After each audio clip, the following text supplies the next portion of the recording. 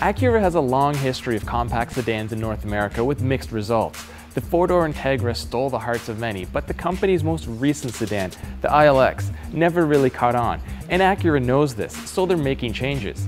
But are they enough for you to give it a second chance?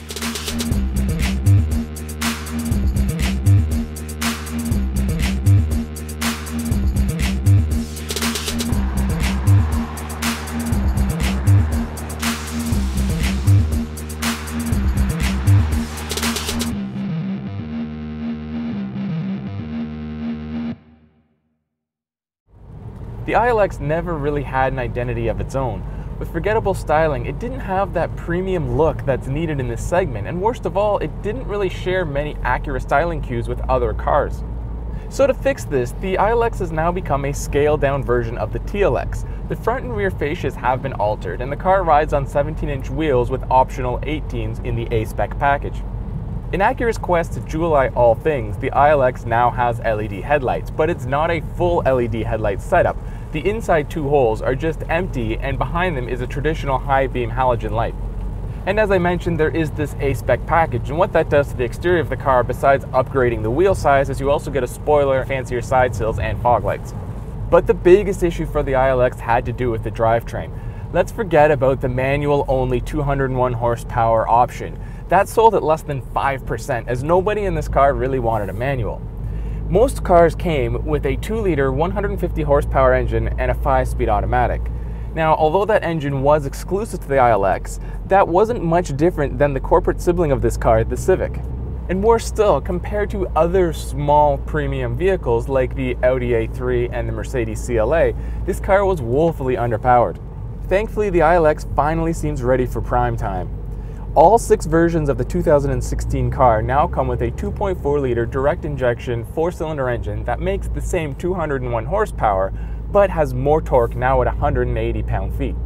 The engine is paired exclusively to Acura's new 8-speed automatic dual-clutch transmission. For those of you that are keeping score at home, that's 51 more horsepower and 3 more gears than the old ILX. You might also notice, though, that the manual transmission has been axed. Normally I'm pretty sad about the death of a manual transmission, but if it has to go, at least the 8-speed dual clutch is a fantastic unit.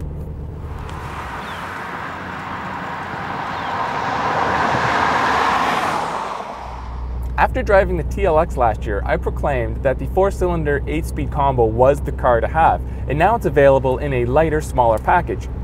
The new ILX does weigh 3,100 pounds, which is more than the old model, but that's still 400 pounds lighter than the TLX. Despite the large power gain, you don't really feel the extra oomph behind the wheel until the RPM range builds. Now this is normal for a naturally aspirated engine, but I was expecting just a little more throw-you-back acceleration in this car. But if you want to have a little fun with the car, put it in sport mode, and during hard braking, it will downshift 2 gears, blipping the throttle perfectly matching the revs near redline.